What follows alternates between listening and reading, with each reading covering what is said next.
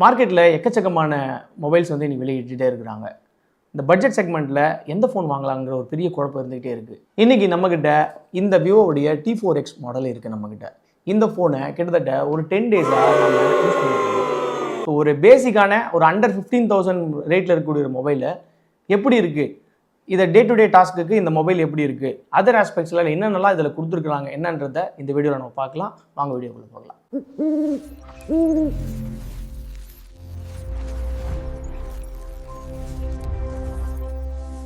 இந்த ஃபோனுடைய டிஸ்பிளே ஒரு 6.72 inches 120 hertz panel.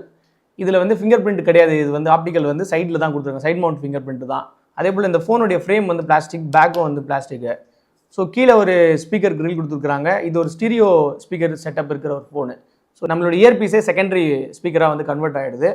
லெஃப்ட்டில் வந்து ஒரு சிம் ட்ரே கொடுத்துருக்குறாங்க. கீழே டைப்ஸையும் ஒரு ப்ரைமரியில் ஒரே மைக் தான் கொடுத்துருக்குறாங்க. அவ்வளோதான் இந்த ஃபோனுடைய ஃபிசிக்கல் அப்பியரன்ஸில். ஸோ உள்ளே எடுத்துக்கிட்டோம் அப்படின்னு சொன்னால் இந்த ஃபோனுடைய மெயின் செல்லிங் பாயிண்ட் என்னென்னா இந்த ஃபோனுடைய பேட்டரி 6500 mAh பேட்டரி கொடுத்துருக்குறாங்க. கூடவே பாக்ஸில் 44 வாட் சார்ஜர் இன்க்ளூட் பண்ணுறாங்க. அது ஒரு மேஜரான செல்லிங் பாயிண்ட் இந்த ஃபோனுக்கு.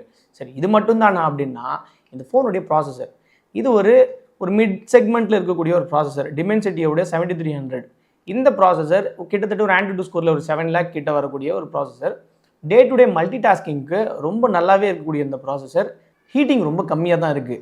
இப்போ வந்து 6500 mAh ஆச்சு, இது எப்படி ஃபோன் வந்து ரொம்ப ஹீட்டிங்காக இருக்குமே, எப்படி அப்படின்லாம் நம்ம யோசித்தோம். பட் ஆனால் ஓரளவுக்கு இந்த ஃபோன் நல்லாவே அந்த ஹீட்டிங்லாம் வந்து இல்லாமல் கன்சியூம் பண்ணுறது ஒழுங்காகவே இருக்குது. பெரிய ஹீட்டிங் இஷ்யூஸ் இல்லை. பட் ஆனால் சார்ஜ் பண்ணும்போது ரெகுலராகவே இப்போ இருக்கக்கூடிய எல்லா ஃபோன்ஸுமே சார்ஜ் பண்ணும்போது ஹீட் ஆகுது. சார்ஜ்னு சொல்லும் பொழுது கிட்டத்தட்ட 1 மணி நேரத்துக்கு கிட்ட மேலே தான் வந்து ஃபுல் சார்ஜ் ஆகிறதுக்கான டைம் வந்து எடுத்துக்குது. அது ஒரு விஷயம். இது ஒரு அண்டர் 15,000க்குள்ளே இருக்கக்கூடிய ஃபோனுன்றதுனால இதில் நம்ம கேமரா வந்து பெருசாக எக்ஸ்பெக்ட் பண்ண முடியாது. ஆனாலும் ஒரு 50 MP மெயின் கேமரா கொடுத்துருக்குறாங்க. ஒரு 2 MP ஃப்ரண்ட் வந்து செல்ஃபி எடுக்கிறதுக்கு ஒரு 8 MP கேமரா கொடுத்துருக்குறாங்க. இந்த 50 MP மெயின் கேமரா வச்சு நம்மளால் 4K 30 FPS எடுக்க முடியும். ஸோ சன்லைட்டில் நல்ல ஃபோட்டோ, கிறிஸ்பான ஃபோட்டோஸே, ஒரு ரீசனபிளான வீடியோ ஃபுட்டேஜும் நம்மளால் இதில் எடுக்க முடியுது. அந்த வகையிலையும் இது ஒரு ஓகே ஃபோன் அப்படின்னு தான் நம்ம சொல்லலாம். நம்மக்கிட்ட இருக்கக்கூடியது பேஸ் வேரியண்ட் 6128. ஒரு நல்ல ப்ராசஸர் இருக்குது. கூடவே UFS 3.1 ஸ்டார்டிங்லேருந்தே கொடுக்கறதுனால ஒரு லேக் ஃப்ரீயான ஒரு நம்மளால் ஒர்க்கை செஞ்ச முடியுது.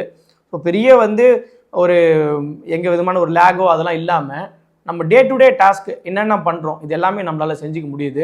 மினிமலாக சின்ன சின்ன கேம்ஸ் நம்மளால் விளையாடிக்க முடியுது. நிறைய ஆப் டிரைவரில் ஒரே டைமில் ஓப்பன் பண்ணி வச்சுக்க முடியுது. ஒரு 6-7 ஆப்ஸ் வந்து ஓப்பன் பண்ணி வச்சுக்க முடியுது. அந்த அளவுக்கு மெமரி வந்து நம்ம அந்த ஆப்ஸை வந்து சேவ் பண்ணி வைக்குதுன்றது வகையில் நல்லா தான் இருக்குது அப்படின்னு நம்ம சொல்லலாம். கால் குவாலிட்டி தான். இப்போ நம்ம இந்த பட்ஜெட்டில் ஃபோன் வாங்குறவங்க பெரும்பாலும் என்னென்னா கால் தான் மெயின் பர்பஸாக இருக்கும். அப்போ கால் குவாலிட்டி நல்லா தான் இருக்குது, ஒன்றும் பிரச்சனை இல்லை. கால் ரிசீவிங்கும் நல்லா இருக்குது. 5G வந்து நிறைய பேண்ட் சப்போர்ட் பண்ணுது, நல்லா இருக்குது.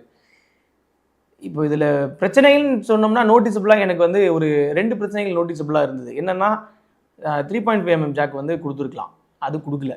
ஏன்னா ஒரு அண்டர் 15,000 இருக்கக்கூடிய மொபைலில் இதில் இது கொடுத்துருந்தா நல்லா இருந்திருக்கும் அப்படின்னு தோணுச்சு. ரெண்டாவது மைக்ரோ SD சப்போர்ட் இல்லை, அது ஒரு பெரிய பிரச்சனை. இப்போ நிறைய இன்ஃபினிக்ஸ் மாதிரியான, டெக்னோ மாதிரியான பிராண்ட் எல்லாமே பார்த்தீங்கன்னா மைக்ரோ SD சப்போர்ட்டோட கொடுக்குறாங்க. ஏன் விவோ வந்து அது கொடுக்காம போச்சு அப்படின்னு தெரியல. கொடுத்துருக்கலாம், கொடுத்துருந்தா நல்லாயிருக்கும். ஃப்ரண்ட்டு வந்து செல்ஃபி கேமராஸ் வந்து ஆஸ் யூஷுவல் நமக்கு அந்த பட்ஜெட்டில் இருக்கக்கூடிய ஃபோன்ஸுக்கு எப்படி இருக்கும் அதே போல் ஒரு மாதிரி விவோடைய ஃபோன்ஸ் ப்ளீச்சிங்காக அப்படி தான் இருக்குது. அதில் வந்து 4K எடுக்க முடியாது. 1080யில் வந்து நம்மளால் ஒரு ரீசனபிளான சன்லைட்டில் ஃபோட்டோஸ் வீடியோஸ் நம்மளால் எடுத்துக்க முடியுது. அதில் போர்ட்ரேட் மோட் ஒன்று கொடுக்குறாங்க. சில போக்கா ஷார்ட்ஸ் வந்து அதை வச்சு நம்மளால் எடுத்துக்க முடியும். சவுண்டுமே வந்து ஸ்டீரியோ ஸ்பீக்கர்ஸாக இருந்தாலும் ஒரு 75% கீழேயும் 25% மேலேயும் இப்படி தான் இருக்குது. ஒரு ஸ்டேபிளான சவுண்ட் இல்லை. சவுண்டுமே வந்து ரொம்ப ரிச்சாக இல்லை. பட் ஆனால் நல்லா இருக்குது, கேட்கலாம். ரொம்ப ஒரு மாதிரி பாஸியாக இல்லை வந்து ஒரு குவாலிட்டியான ஒரு மியூசிக் வந்து நம்மளால் இதை வந்து இல்லை, அது நம்ம சொல்லி தான் ஆகணும். இது எல்லாமே இதில் இருக்கக்கூடிய ஃப்ளாஸ் அப்படின்னு எனக்கு தோணுன விஷயத்தை நான் உங்களோட இதை சொல்கிறேன். மார்க்கெட்டில் எவ்வளவோ ஃபோன்ஸ் இருக்குது. இந்த பட்ஜெட் செக்மெண்ட் வந்து எக்கச்சக்கம் எனாமஸாக இருக்குது.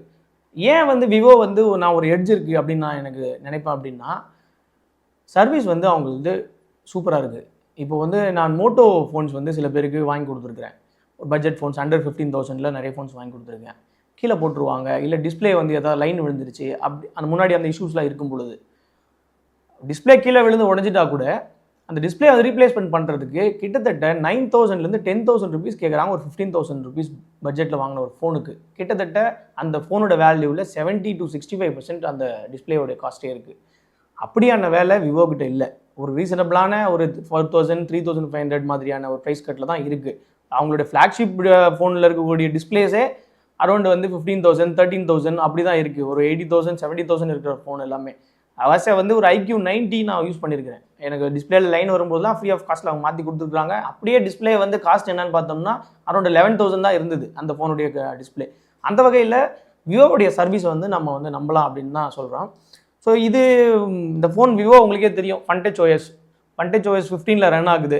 எப்படியும் பார்த்தாலும் ஒரு ஒரு ஒரு அப்டேட் கிடைக்கும். அவங்க 2 சொல்கிறாங்க. ஃபன்டச் OS பற்றி சொல்கிறதுக்கு ஒன்றும் இல்லை, அது பெருசாக ஒன்றும் நமக்கு இல்லை. என்னென்னா எதுவும் லேக்னு இல்லை, சின்ன சின்ன வந்து டிஃபால்ட்டாக இருக்கக்கூடிய ஆப்ஸ்லாம் இருக்குது. அந்த ஆப்ஸ்லாம் வந்து நம்மளால் டெலிட் பண்ணிக்க முடியும். அது ஒரு ஃபெசிலிட்டிஸ் கொடுத்துருக்குறாங்க. மற்றபடியாக வேறு எதுவுமே லேக் ஆகிறதுக்கான எந்த ஒரு வாய்ப்புமே இதில் இல்லை.